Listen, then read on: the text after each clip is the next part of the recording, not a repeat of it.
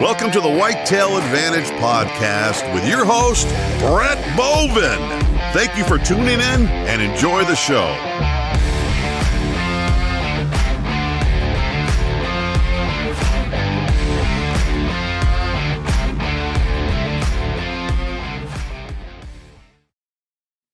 What is up, everyone? This is the Whitetail Advantage Podcast, and I'm your host, Brett Bovin. Along with me tonight is the producer of the show, the Deucer. The Deucer. Yeah, episode 60 tonight. Man, can't believe we came all this way already. Anyways, if this is your first time tuning into the show, where have you been? We're 60 episodes in. Come on now. I'm kidding now. But if this is your first time tuning in, thank you for tuning into the show.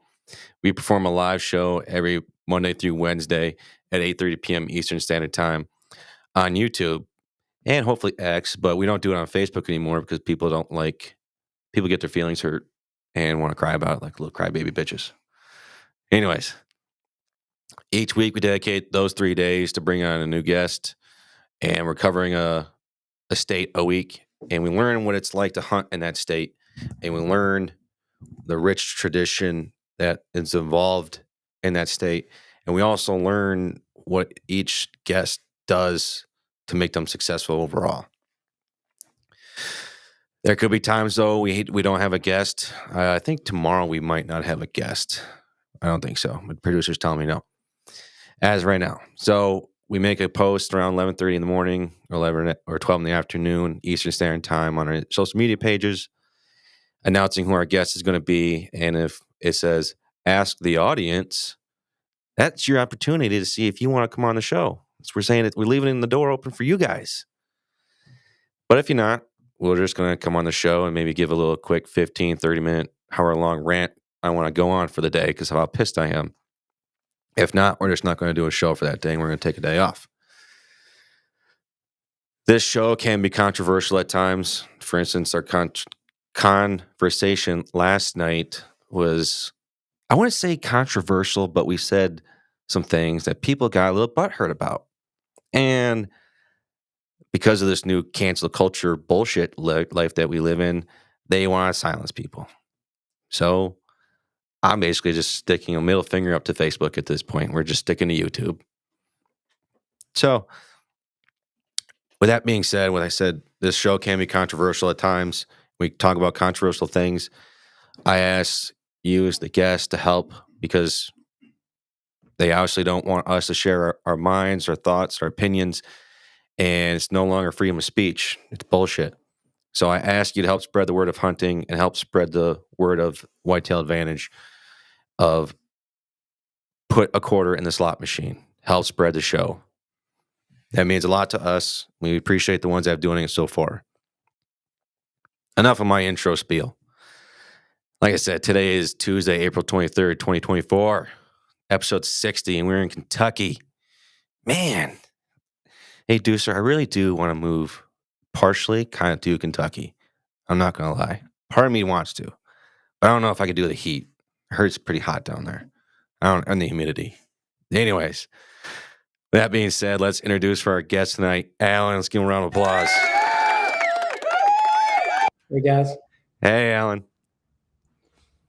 Hey. How are you guys? Oh, we're just down in the studio enjoying, I don't know if you heard us talking off air, but there's this huge storm coming through, and you could hear the thunder, and it was loud. Like the whole house felt like it was shaking.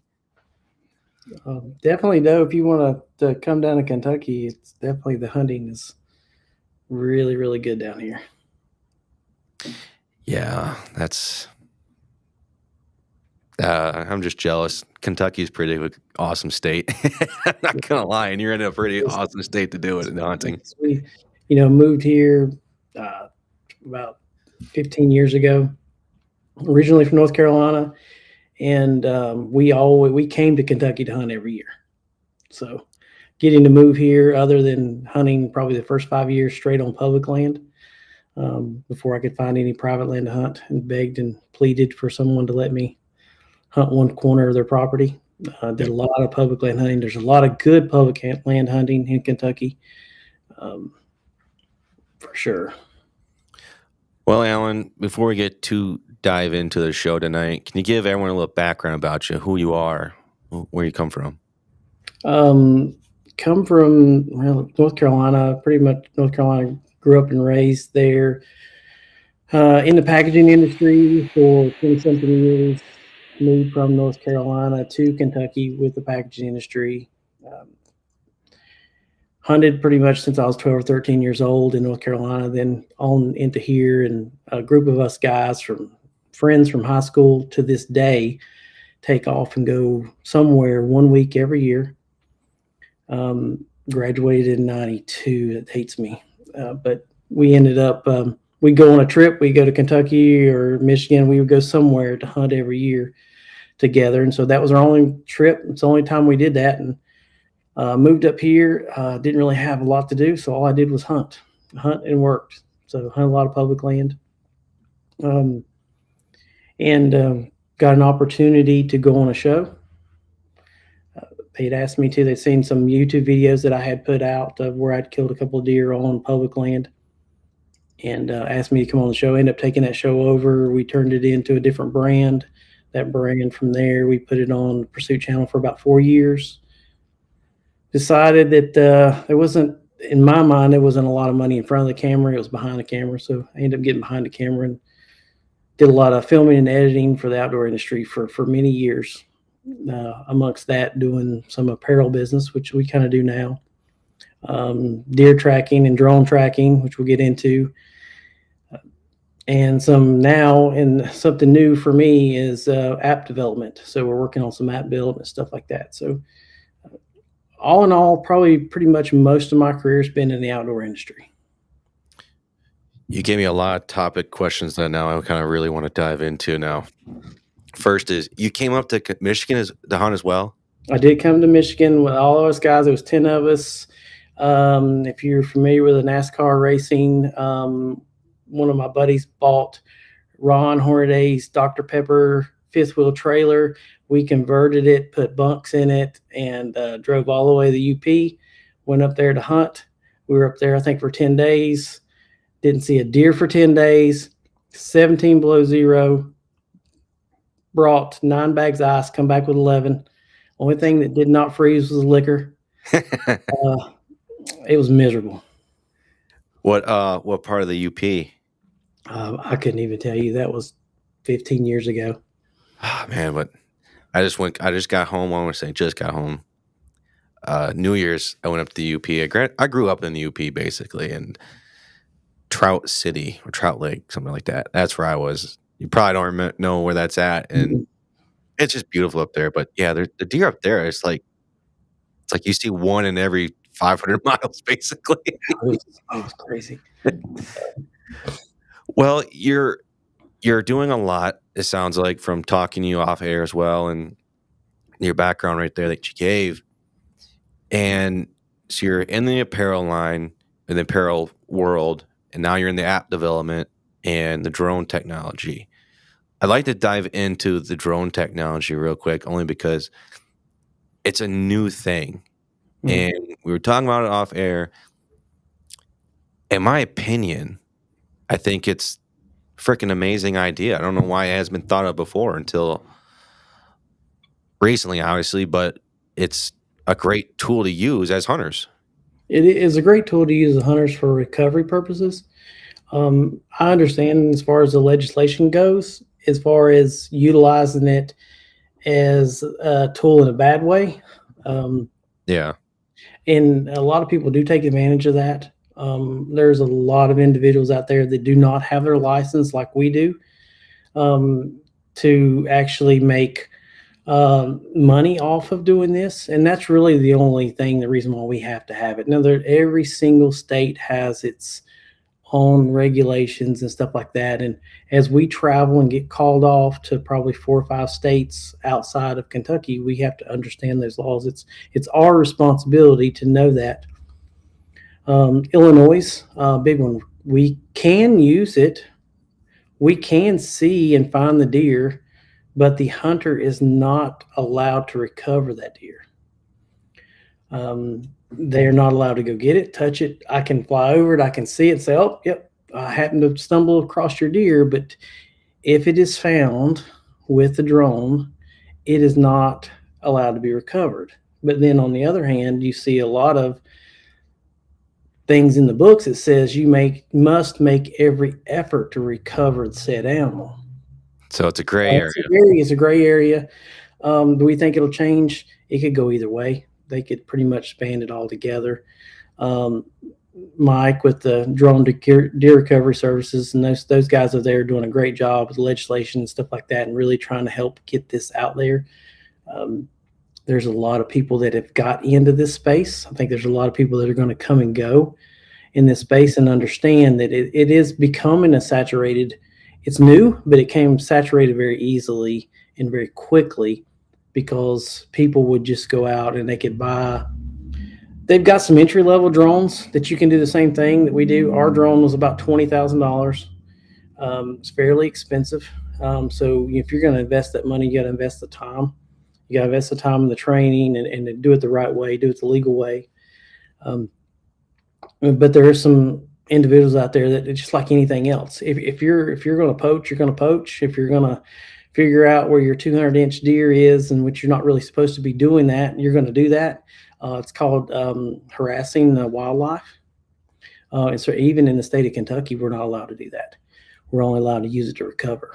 I did talk with the state here. One of the head guys in Kentucky, when I first got started, he actually seen my truck. My truck is wrapped with our business on it, on track deer and drone recovery, drone canine recovery. So we do canines also. And that's another controversy in itself. Of some of the dog guys don't like the drone guys. Some of the drone guys don't like the dog guys. We use both. We think they both have a place.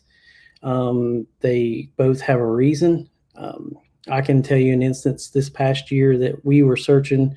Guy swore he made a perfect shot. He said, "Hey, I was in this area, so I'm searching with a drone in this area, searching with a drone in this area." Did not see it whatsoever. Normally, a drone guy going in there would have gave up on that. We put the dog on the ground. The dog went the opposite direction and went 3.5 miles. And I followed the dog with the drone and could look out past where the dog was and end up seeing the deer dead 3.5 miles away, opposite direction of way the hunter had said it went.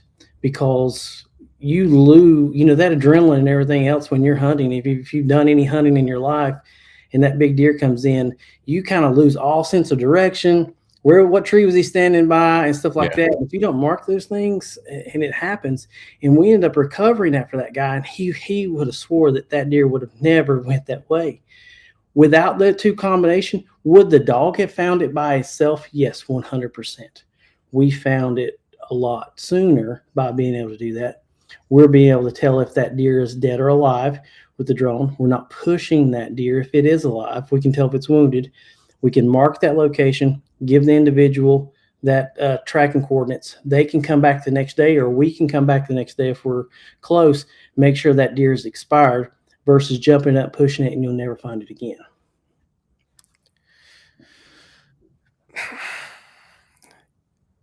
So real quick, out of Illinois, so they can't recover the deer. Like they have to stay at home while you go out there and look for it, and then you gotta come back and tell them. Not even really. So we can stumble across it, pretty much is what it is. So we don't even use a drone in the state of Illinois. We only use the dogs. That's the benefit of our business, using both, because we don't even take a drone. Okay. To the state of Illinois. But the law allows, if we fly over it and see it, we can fly and look around all we want. But if we end up finding it, if we physically find it, you cannot recover it. Legally, you cannot recover that deer. What the heck, man? These states can't freaking... I don't know. It's amazing to me how some states don't even allow it. Some states do. There's a controversy that one of the guys got set up in the state of Pennsylvania, because it pretty much states that you cannot use electronic devices to recover deer. I said, well, what is the difference between using that and a flashlight? You know, and after hours, after it's dark and everything else, it's like we're not hunting. Now, I do. They did say they were going to change some rules in Kentucky this year, so we're going to really kind of watch that and see what happens. They actually talked about in the state of Kentucky, if you use a drone for deer recovery or any of that stuff, you're not allowed to hunt that area for 24 to 48 hours. You can't hunt that area for 48 hours? Yeah, you cannot hunt that area that you covered or that ground you covered for 24 to 48 hours. And what they're saying there, which makes sense, and I'm okay with that as a hunter, is I could go in there and find a deer and where a bigger deer when he's bedded, and I'm not giving him the fair chase advantage because I know exactly where I know where he's at. I'm not physically hunting him. I've located him. So I'm okay with that to an extent. If they want to put that rule in, because then it allows the animal to have that true fair chase. Because if he's in that area, he's going to be in that area. If you're a good hunter, you're going to figure him out. Exactly. And I think at the end of the day, I get how technology is evolving in itself. And I think the government in the DNR conservation side, they need to learn to adapt. And it's basically like, all right, we got to trust them that they're doing it the correct way. And what I mean by that is you can only do it if you've exhausted every means of trying to locate that deer after you shot it. You can't, if you were caught, that's why they have DNR officers or conservation officers. That's their fucking job. Granted, I always wanted to do that growing up as a kid. Never went down that road, but I went down the other line of law enforcement. But that's why they're there, to make sure people aren't breaking the law. Correct. And I think there are good people out there that only want to use the drone or get in contact with you guys for those services to help locate that deer. Yes.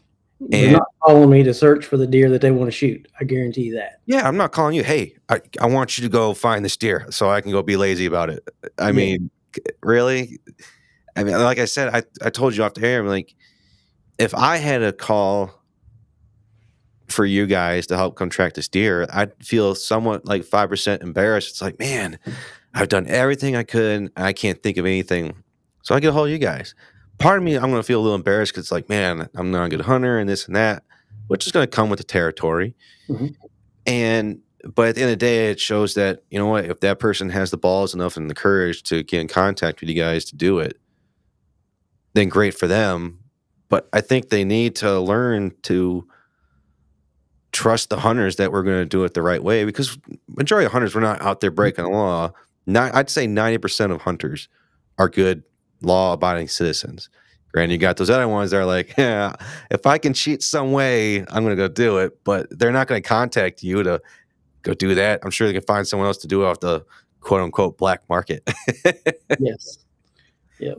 I mean, most rules in our industry are built on the honor system. Yeah. Every, game book or whatever, it's built 100% off the honor system. Just if you go to X state, it's your responsibility to know those rules inside and out. It's not the game warden's responsibility to come and tell you after you've done something wrong. Right. It's up to you to know the laws. It's up to you to know the laws in whatever state you're deciding to go hunt in. I mean, that's a perfect point. I mean, when I'd pull somebody over, arrest somebody, and they'd say, well, I didn't know that was a law. Well, your ignorance of not knowing the law is not a valid excuse. You broke the law. Sorry. Yep. I think it should just make it tougher on people that are not following the rules, not getting their license and stuff like that. For us, it's trying to be a legit business. And I have my pilot license, and we have all of our credentials, and we have all our stuff, and we're trying to do it the right way. I think that it makes it, they focus on us more than the guys that don't have it. Right. and the guys that are not putting themselves out of business. I'm not going to put, just like an outfitter is not going to put his name out there and turn around and try to go out and poach a bunch of deer, just to get his name much bigger. He's jeopardizing his family. He's jeopardizing everybody around him to do that. And most people are not in the business to do that. No. And with your services, are you using, I might have heard it, but I might have misheard it. Are you using thermal lenses as well? We mainly use thermal. It's a thermal drone that actually has a 200x zoom for just regular vision with a spotlight on the top of it that I can probably see 2 miles away. It is something else. It's amazing. I can tell whether a deer is dead or not from 400 foot up. We are watching a raccoon scratch its head at 400 foot in the air. So, I mean, these things are absolutely insane. So we can identify that deer. I can't tell you how many times, oh, that's my deer, I'm my deer. And then we'll zoom in and I can tell you how many points it's got on him. So we know, and then you're not tromping. Just think from an outfitter's perspective, like we do a lot of work for outfitters and we're not tromping through and pushing their other deer out for the other clients. We fly that drone over. We're not pushing the deer. We know where it's at. You have a couple of people go in there and get it and get out. And you're not disturbing all that stuff versus that's the benefit of the drone over the dog. Early season, the drone does us no good because we got the foliage. It's so hard to see. We do really good in fields, tall cornfields were really good for us during early season. A lot of CRP, we can see straight down into that. I can see all the heat sources and stuff like that. So there is certain cases early season works good for us, but we're typically only 25% effective early season, especially in Kentucky when it's 96 degrees during the opening weekend. Yeah, man. I can't stand the hot days on the opening weekend. I mean, don't get me wrong. I always, on the very first day of hunting season, I sit all day on October 1st. It sucks when it's 85, 90 degrees and the sun is blaring, but it's like, you know what? It's October 1st. I can't break the tradition. Just look at Tennessee. Tennessee's the last weekend in August. They do their 3-day velvet hunt now. So, and it's really hot in Tennessee that time. And then we come right in the next weekend or weekend after, the first Saturday in September, and we start in Kentucky, and it's 97 degrees. I don't miss it. I've never missed it. And I won't miss it. It's hot and you've got 3 thermocells to fight off the mosquitoes, but it's still, it's that time. It's just time to get in the woods. That's my worst pet peeve is freaking the mosquitoes and those little, it's not even just those, it's those little million little gnats that just come swarming around and you're doing your best not to like just to sit there, but like half the time you're like doing like T-Rex thing, like trying to swat like a fucking little cat trying to keep them away. But yeah, I don't know. That's just me, I guess. With down there in Kentucky, first off, let me ask this question before we get into the Kentucky hunting. How can people get in contact for your drone and dog services? How can they get in contact with you guys if they're trying to locate? Just look at us on Facebook or Instagram, On Track, drone, deer recovery, canine recovery. Okay. And we'll try and get that into the description once the podcast gets released to our podcast platforms. Now let's transition into the hunting world. When does your hunting season officially start down there in Kentucky? Kentucky for deer, it's going to be usually the first Saturday in September.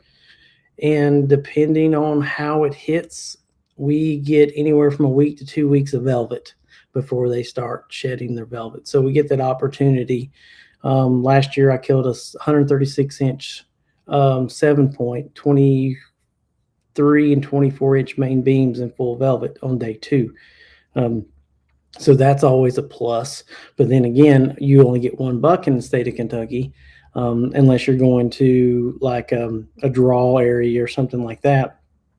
So my season was over fairly quickly, which was fine for me because we did a deer recovery. So I had other things I needed to get.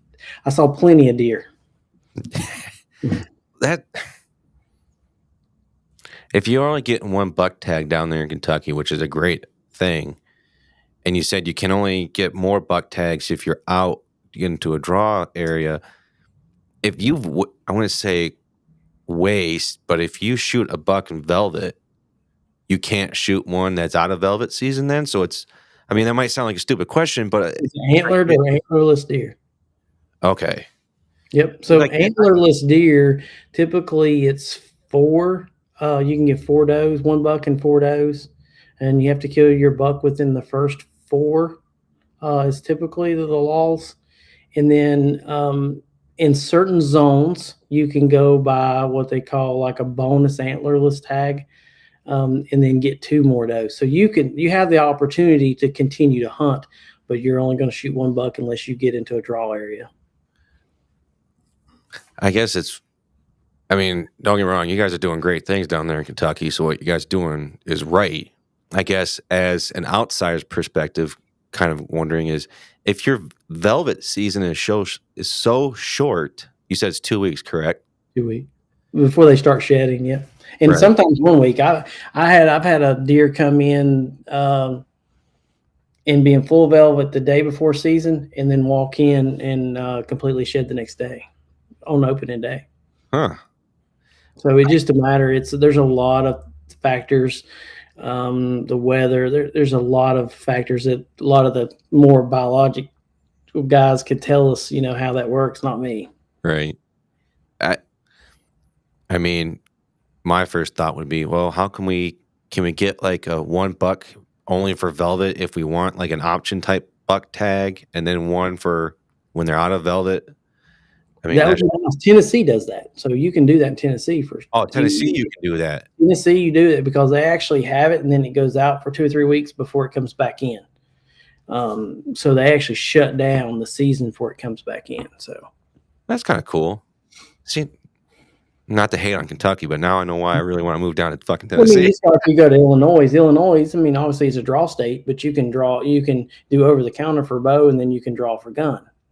So you have the opportunity, if you get the draw for gun, you have the opportunity to get 2, one with each weapon.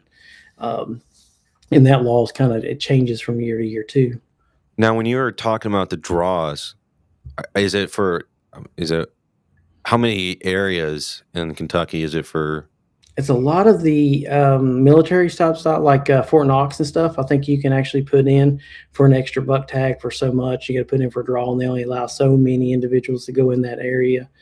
There's a lot of those managed wildlife areas, military bases, and things like that do that.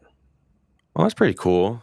So I haven't really heard of much of a place where you can go hunt on like military land like that. I mean, I've kind of talked to someone briefly from Texas. I think her name was Bethany, and she was talking about that. And I just thought it was weird hearing it, because like, man, I don't want to go on a military land and go hunt deer. I feel like I'd be skittish and stuff. But I mean, that's cool though. That you have to call in and find out what your unit is and things like that. So there's each one is different. Each one's got some different stipulations. I've not done a lot of it.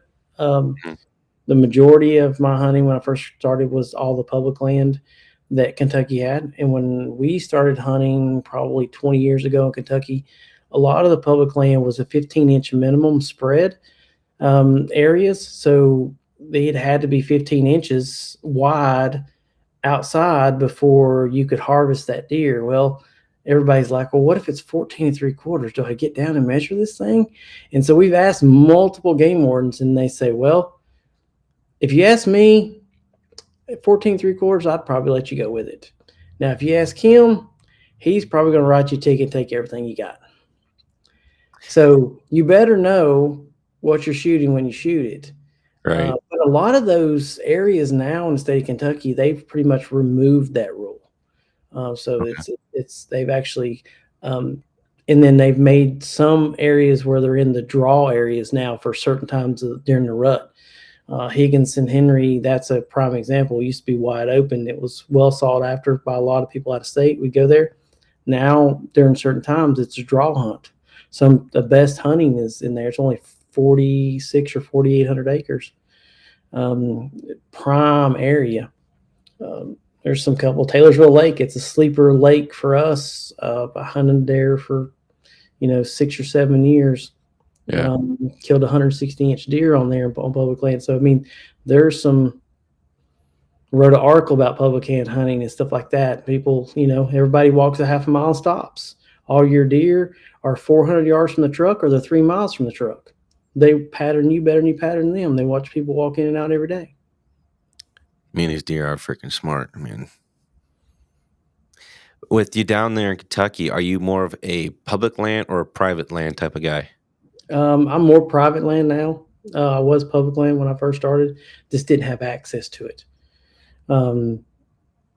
But I think that allowed me to learn how to hunt. I think that's really how what's made me successful. Mm-hmm. And now I've got a couple of friends that own outfitters.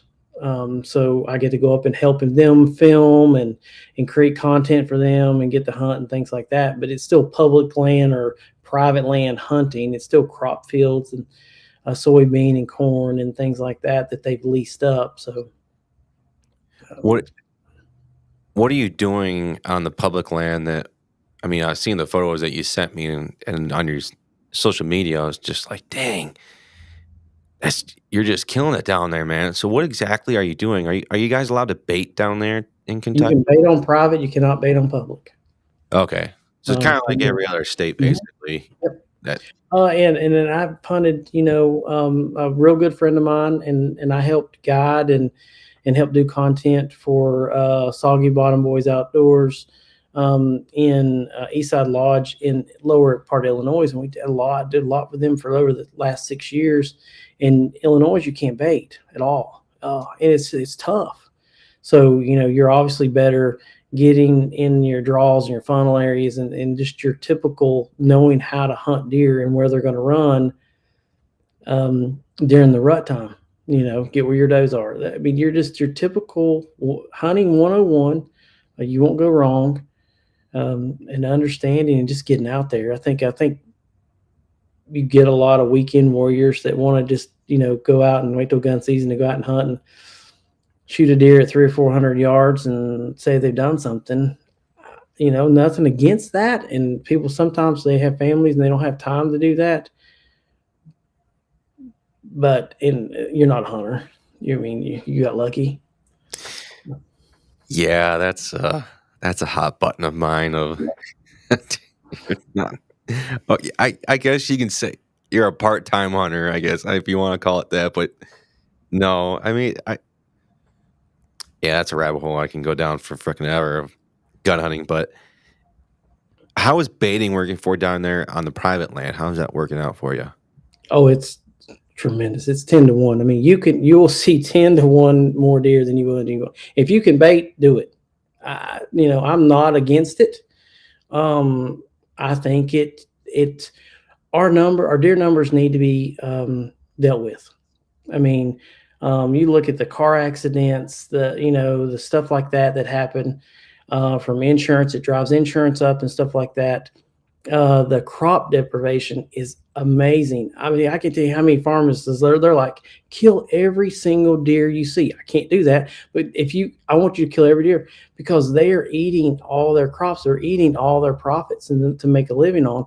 And I don't even know what the number is, but having us bait on those areas and pulling those deer off of those crops and being able to harvest more than one deer in an area because we can't bait, I think it actually helps. It helps the population.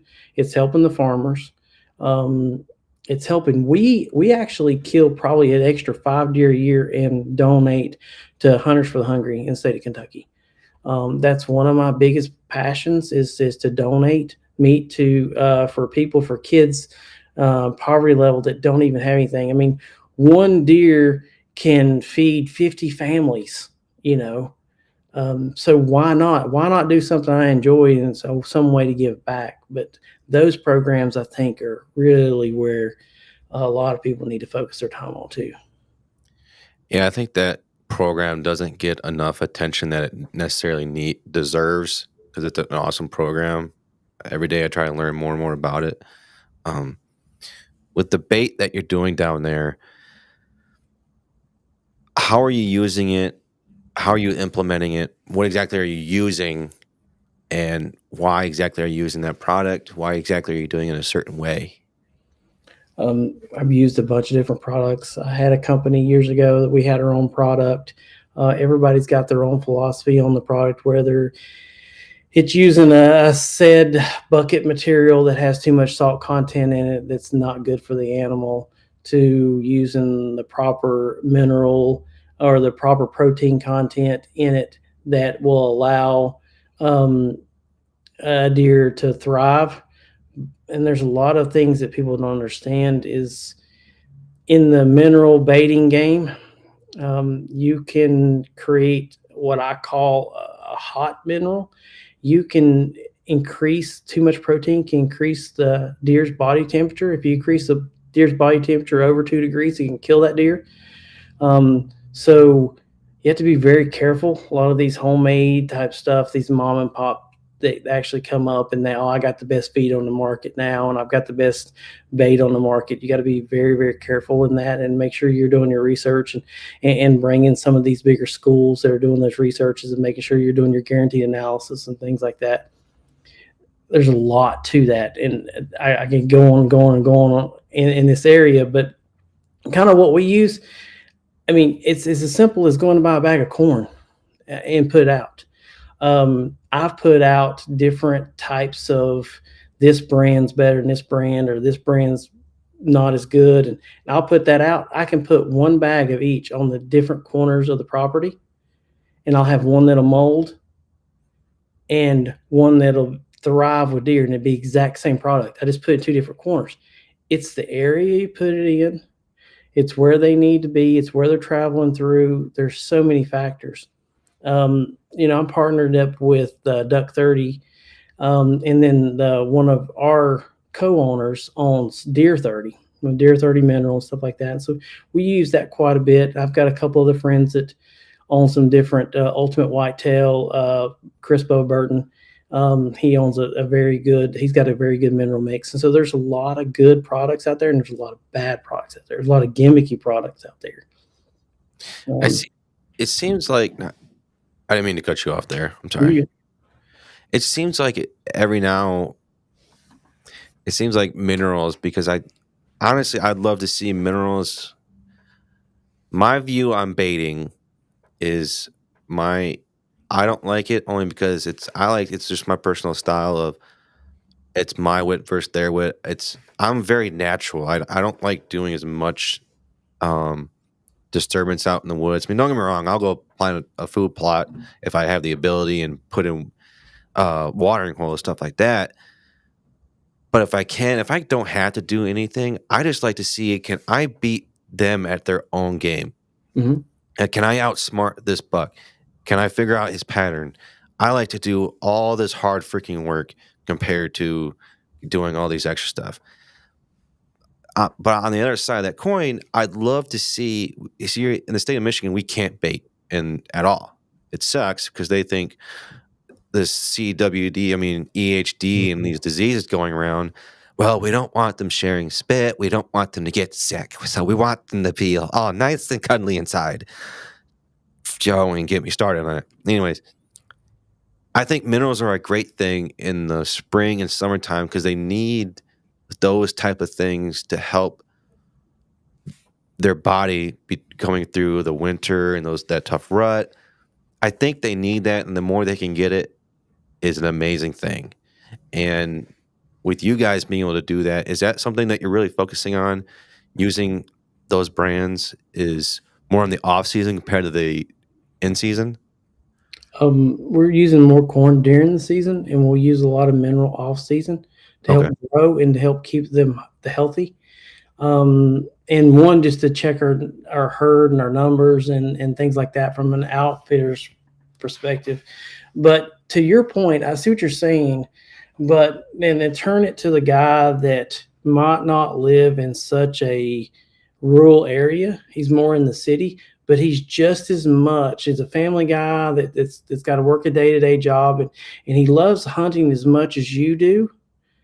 And if he can go to an outfitter that can actually bait, to put more deer in front of him in a short amount of time and give him a much better opportunity to harvest an animal, something he loves and enjoys doing, versus if he goes to a state that's not allowed to bait, and he's going to see a quarter of the amount of deer, and he's probably going to have about a 25% success rate over an 85% success rate.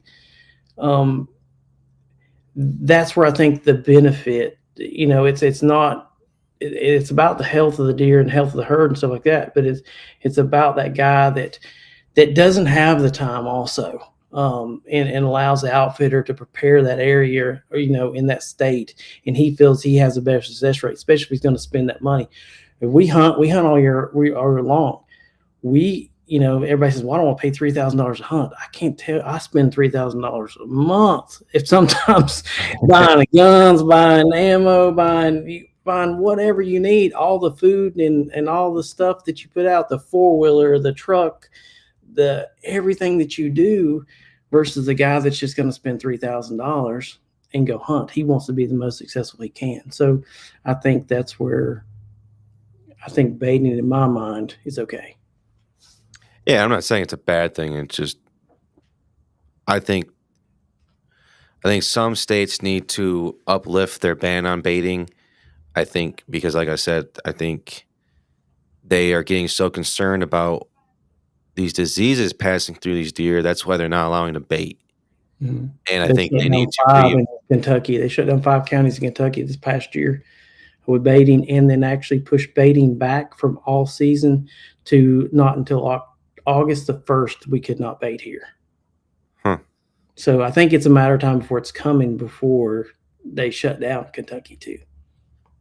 Yeah, I just think that they, and it's mainly more of me just kind of pissed at the state of Michigan, only because I wish they'd just listen to us as hunters, of kind of taking, I want to say take us at our word for it, but take what we're giving you as our input. Mm-hmm. I mean, that's a whole situation of the state of Michigan and my feelings towards them. Anyways, what are you doing to find the best area to bait? Are you kind of putting them in? Let me rephrase that question. You said you put the same product kind of on different ends of the property. What are you looking for to help give you success on those areas that you're looking to bait to help track in those deer? This is different signs. It's one, if it's a property we pretty much know the travel corridors and stuff of that property. We know where those deer are going to move. You're going to see that. They're going to shift a little bit just due to trees down and stuff like that. But for the majority of the time, they're very creatures of habit, and they're going to move in the same areas, the same pattern, and stay concentrated in that same area. You can get a piece of property that looks phenomenal and not have a deer on it. It just might be a good rut spot. It might be a travel area between 2 good pieces of property that's going to hold deer. So we're typically looking for a lot of things. Obviously, your food, your natural food source, because we're not baiting all the time. Natural food source, like in Kentucky, white oaks obviously is a major source for us. All the croplands, and then water. Now, croplands, we look at it in 2 different ways, because most croplands, they're going to rotate the soybean to corn out year to year, most places, just to keep the nutrients and everything in the soil correctly. So we are planning our sites based off of early season hunts or late season hunts, from when the foliage is coming up on the new soybeans. You're going to have your velvet bucks and your early season bucks there. So we're going to bait more in that area because we know they're going to be concentrated in there. Or the corn has got to be harvested. Okay. So now we're gonna move and go to that area, and then you've got the what do they call it, the October lull or whatever you call it. Oh, that October lull, yeah. It's because people don't want to move. It's not. The deer have moved to the woods because now the acorns are dropped and stuff like that. So they just moved on to a different food source. And that's just knowing your deer. It's not, there's no loyal to it. It's where you're going to be. And most people will set up camp and they want to sit there, and they've seen all these big deer at the early season. They don't understand why they went away. They're moving with the food. They got to eat. Yeah, they're moving more deeper in those woods, and they're looking for those. And I know here in the state of Michigan, I guess you can say that anywhere, really. They're looking for acorns, really. They're looking for those type of nuts and those little small berries that they can find, that they're not going to really look for those. I mean, I think you get to the point where it's like the October lull, because you see it on TV these days where, oh, I shot this big buck over this clover plot or this brassica field. Okay, but the average hunter that doesn't have the ability to plant those type of food plots, and they're like, well, they're doing it on that TV show. Why can't I do it out here where I'm hunting? Well, you look where you're at, dude. You have to understand your area and look at your surrounding. You can't just look, oh, this is my 40 acres. Look at your 40 acres plus a good 5 miles around you and see what's kind of going around and see what's happening. Yep. And you have to If see. you never had brassica in that area and you put a thing of brassica in that area, they're probably going to shy away from it. Yeah. I mean. And also think about, too, when you take a 40 acre and you take a field and it's 40 acre open and you've got does coming in there, well, that buck's going to come to the corner of that and he's going to survey it. In a matter of seconds, he can survey everything around him and then go back out. Now take that same food plot, the same 40 acre food plot, divide it up into about 10 different sections and put border walls up. Okay, so now your buck has only stayed there for 20 minutes. Put border walls up. He's going to spend 20 minutes in each one of those border wall areas because he's got to survey and he thinks those are separate fields. So now you keep him concentrated in your area longer.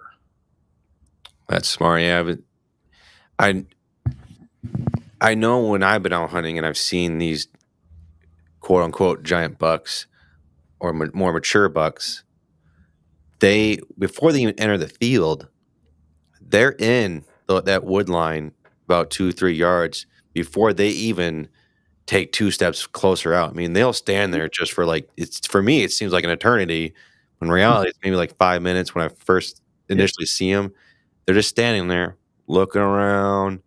They'll take 1 step and they'll do the same thing and they'll just keep doing it. And then, like you said, I mean, that's a great point. I don't think a lot of people understand or concept or grasp what you just said, really. Can you say that one more time? Yeah, so like you said, when a deer comes to the edge of the field, it doesn't take them but a matter of seconds to survey that field. So if you've pressured an area and there's typically, let's say, 10 does standing in that field every evening when you're not there. You've pressured that area or you come in, you accidentally blow that area out. You can't tell me that buck doesn't know that there's only 2 or 3 deer standing out there or there's no deer standing out there. So he can take an assessment and he can see what's in that area. He might trot through it just to check, stuff like that. But most of the time, if you took and you gridded that same section, that same 40 acre field, and you did it to 5 sections, 3 sections or whatever, but you gridded it in a way that he has to come around and go to every section and look into that, you're physically keeping him there longer. He's going to feel more comfortable. It's going to take him longer to do it, and you're going to be more successful at being able to harvest a big deer like that. All right, Alan. So I'm going to run a scenario by you. I have just a 40 acre open cornfield, and I'm breaking it down into 5 to 10 different smaller little plots in it. What am I doing in each one of those little spots? Same thing. No, I mean, like, are you planting different things, or you're planting just like you're planting clover in all of them? You're just putting up. You're dividing it up. Yeah, because you don't want to create a scenario where you're having them come to one area because they like this more, and they're going to end up demolishing that one area. Now it's smaller. We all know if you've got a smaller plot of soybeans, those deer come in and take out an acre or 2 of soybeans in a matter of a couple of days. Now it's all burned up and done, and they're not coming back. A much bigger area with the same food, it takes them longer too, and allows it to sustain itself and stay there longer. So you have to be very careful in what you're planting and how quickly they will eat that up before they'll be able to come in and sustain that area for so long and want to keep coming back. There's multiple different ways to look at splitting it up. Another scenario that some good friends of ours, a couple of years ago, we were on a hunting show, and I couldn't understand what he was doing. Took a block of woods that had a lot of concentration of deer coming out, and they would come out into a big field every evening. they're real skittish and stuff. So what he ended up doing is taking and planting corn from the edge of the woods. Half of that field was in corn. The other half of that field was in soybean, and then the ground blind set, tower blind, ground blind, whatever, tree stand, doesn't matter, was set at the end of the soybean field. So what would happen, he cut a 4-foot path in the corn straight to the woods. The deer would come in and out of that corn. They would come down that section. They would walk out into, even though that the soybean was open, they felt like they were in a different field. They felt like they were secure. So they come into that soybean, they stayed there longer. And so we seen a change in deer that would stay there for 20, 30 minutes to stay there for 2 to 3 hours. Just because they felt more secure. So it created that sense of security that they were behind something, or they come out of something, and they were all isolated, and they really were not.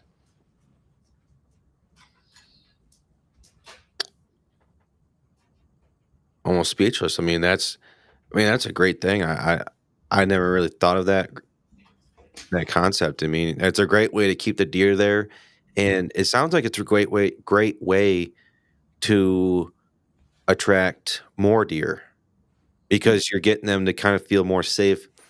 I mean, I've seen this on Lee Lakowski's show where he has a bunch of small food plots kind of around his entire property, and it's one buck will have like, this is my food plot, and another buck will have that one.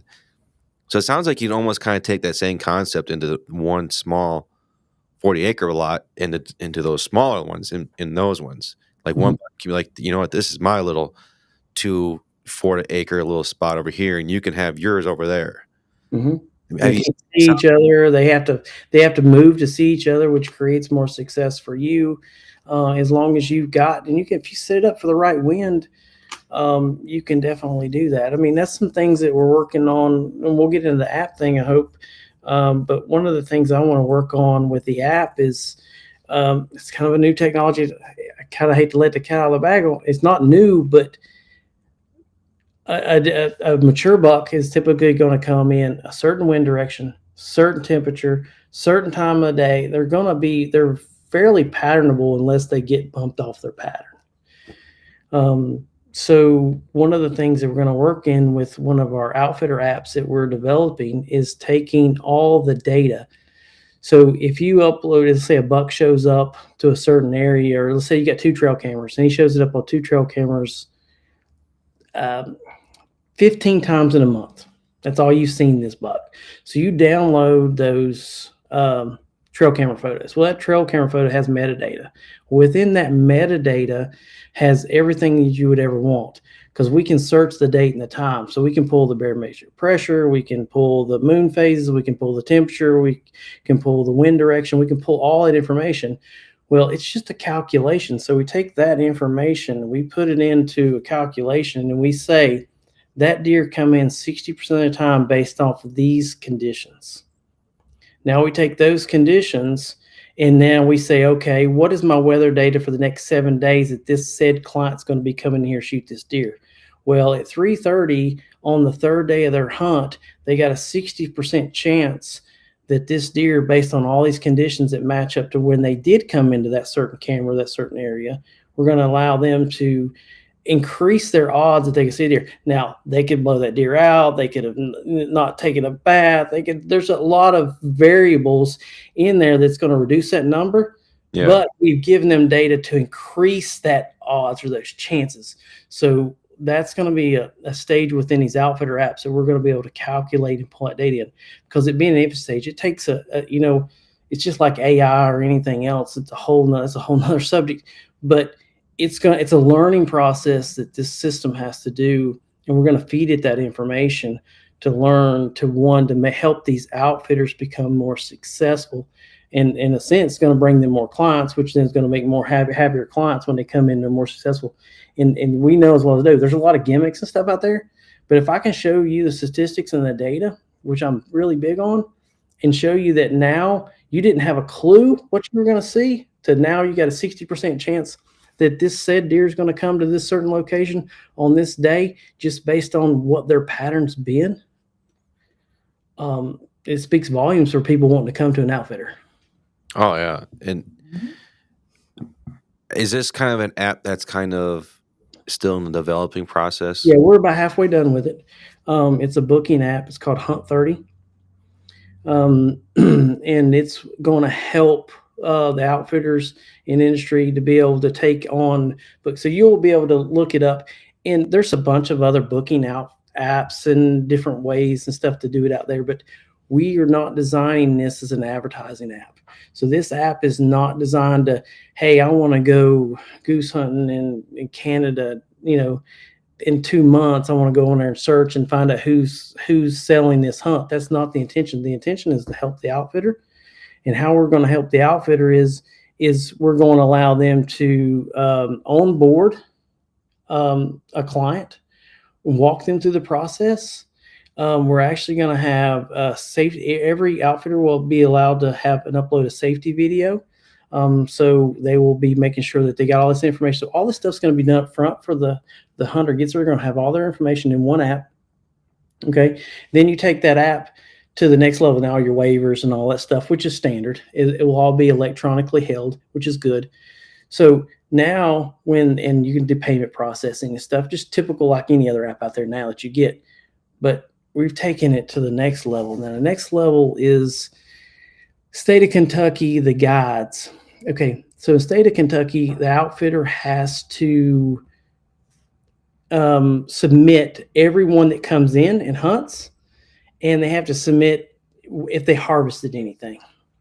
Next year, the law has changed, and it is changing to all the guides have to every week now upload who they've taken, were they successful or not. Now they put it back on each individual guide. So if you've got a fairly large outfitter like Whitetail Projects and my buddy Alex Davison up here in Kentucky, which is very, very successful, over 20,000 plus acres, and probably one of the most successful outfitters in the state of Kentucky. He's got 10 guides with him. He's got anywhere from 20 to 30 guys in every week, especially during the hot weeks. So how do you manage all that? So we put a management system in place in this app that he can sit down there, and it's got a map system. He says, okay, these 5 guys, here's their location that they're going to go in based on, how they're hunting or what they're looking for or what their requirements are. Do they need a ground blind, need a tree stand? All those things. He can put them in place. He can assign a guide to that. When the guide wakes up in the morning, he goes to the outfitter. He already knows who he's picking up. He knows their name and has a messaging system built into it for that. So that guide is typically going to touch anywhere from 50 to 150 different individuals per season. So they're going to have 20 marks in their phone that they're going to have to text, and it's mark from season 1, mark at season 2, mark from New York, or all that. They don't have to have that in their phone no more. They don't have to remember anything. It's all there. They're text back and forth, and when they're gone, that it archives itself, and then they go to the next group. So it's more personable for the guides to be able to kind of sift through that information. It's going to have an SOS system built into it that will alert authorities. It will alert the guide. It's going to alert the outfitter if the person has any problems whatsoever, that they feel that they're in an emergency type situation. So this is going to be built into the app. And then the data behind it, and then with the weather data and stuff like that, it's also going to be part of that app. So it's it's a very tight system.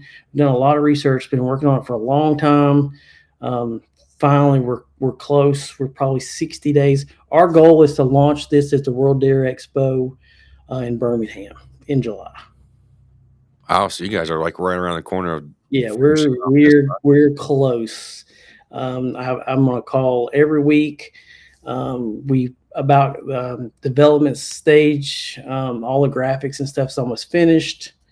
So it's going to be fairly. There's some other cool features in there that we're going to add in on what I can talk about right now, but and then it's just going to expand from there.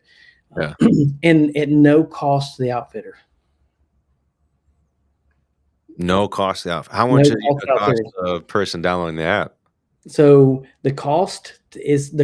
Well, I'm saying no cost outfitter. The cost is going to be to the outfitter, but only if he books a hunter that signs up into the app. So if he's paying $3,000 to $4,000 to come and hunt that outfitter, it's going to be a small percentage. We're talking.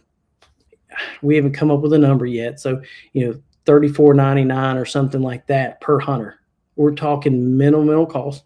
We're not looking to try to make I think we're building something that is needed in the industry, that solves a problem for a lot of people, and then gives you opportunity. I'm not in the advertising game. I don't want to advertise. I'm not trying to advertise hunts for people. I'm trying to make the outfitter's life easier. When the guide gets that information, it'll actually have a check mark. Has he put his license in there? Has he put his, did he watch the safety video? Has he done all the things he's supposed to do? If not, he's in red.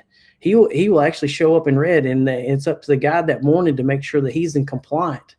Okay. Then we're going to share this app free with the local authorities. Now that scares the hell out of a lot of people, but we're going to share it to the game wardens. So if you're a game warden and you're driving by and you know that Whitetail Project's got this there, they can look on that app and say, yep, there's these 5 guys are supposed to be there. They're all legit. I'm driving by.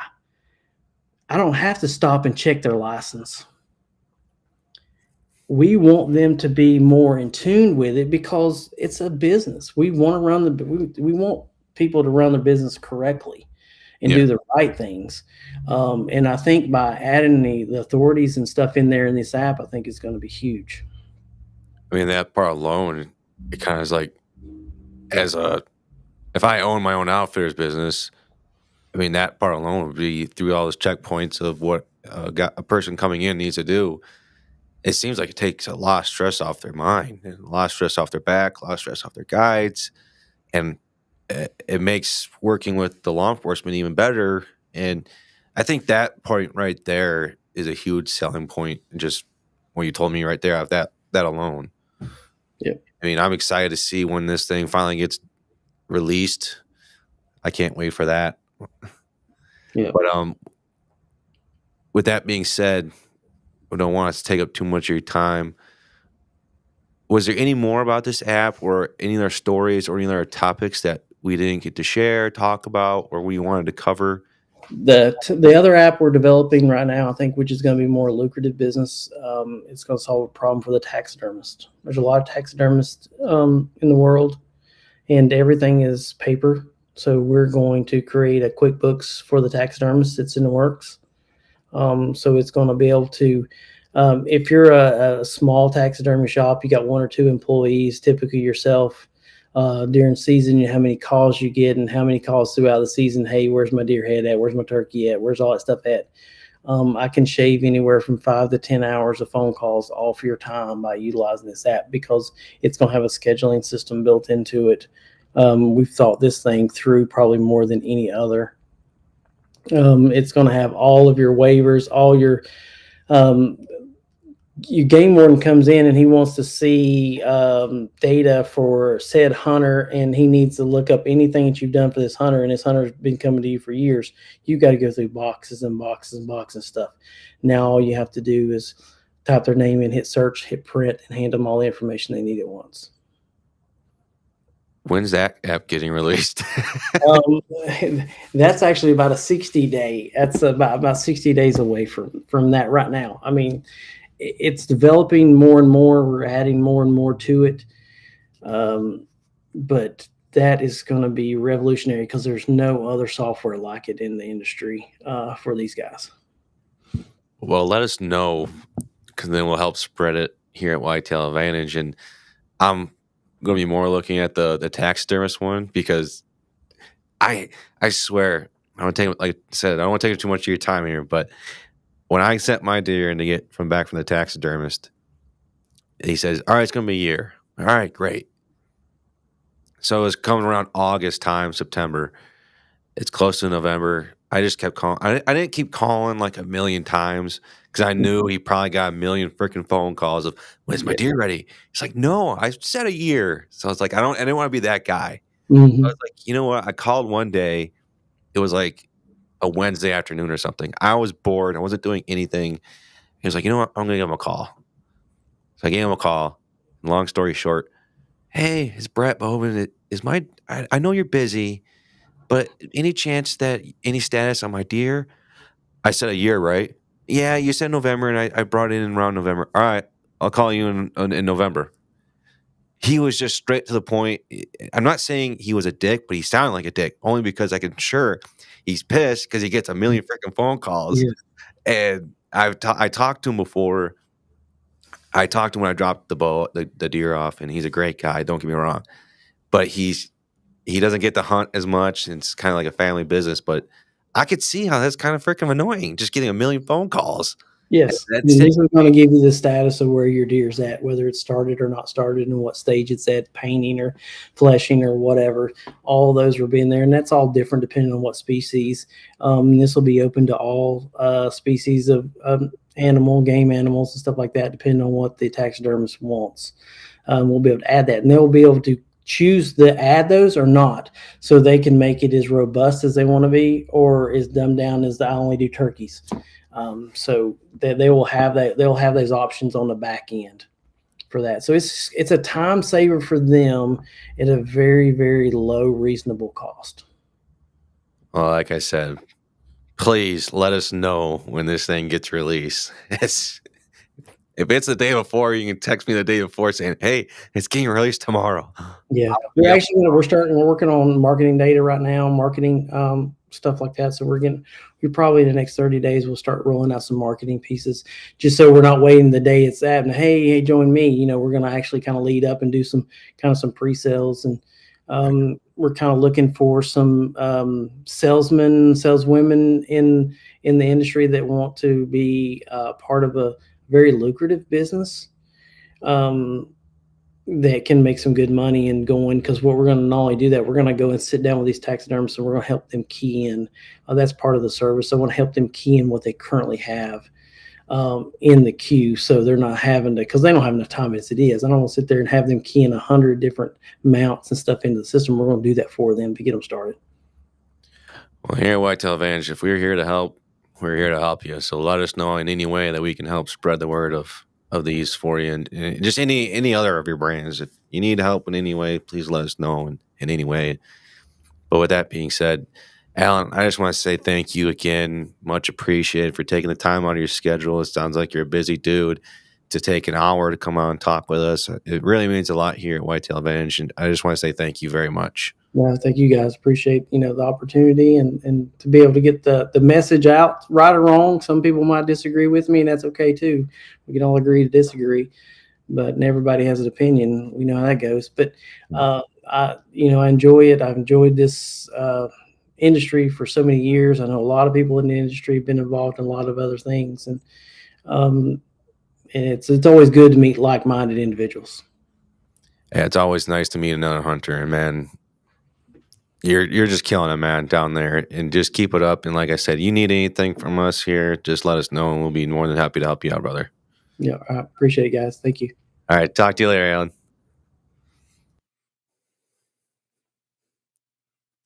You gotta hit the 3. The producer's fucking up the show now. You gotta hit the button right there, dude. No, 3 of the you see the 3 buttons, the little dots. No. Go over to. There you go. I remember my first day working. I mean, geez, the producer doesn't know what the fuck he's doing. No, I'm just kidding. I love the producer. He's an awesome guy. Anyways, man, what an awesome show. Allen down there, he's kicking ass down there. And these apps, man, I can't wait to see this taxidermist app. And the way it's hunting down there, it's just awesome to see. I can't wait to see what's further going down the road with these guys. And it seems like every facet of the level, it seems like they're just putting in the work in on everything. And it's like they hate sleep just like me. So But with that being said, everyone, thank you for tuning in. Like always, fuck Facebook. And you know what? As tomorrow, we don't have a guest, like I said. So if you are listening to this and it is Wednesday, April 24th, and you want to come on the guest, check out our website, send us an email, and we'll do our best to see if we can get you on the show. If it's not, we'll try and get you scheduled for a different show. If you want to represent your state and want to come on as a guest at all, let us know. Send us an email through our website, and we will get back to you as soon as we can.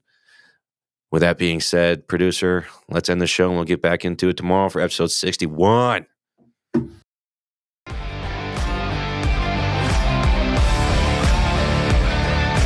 Thank you for tuning in to another episode of the Whitetail Advantage Podcast. We hope you enjoyed the show, and we will see you next time.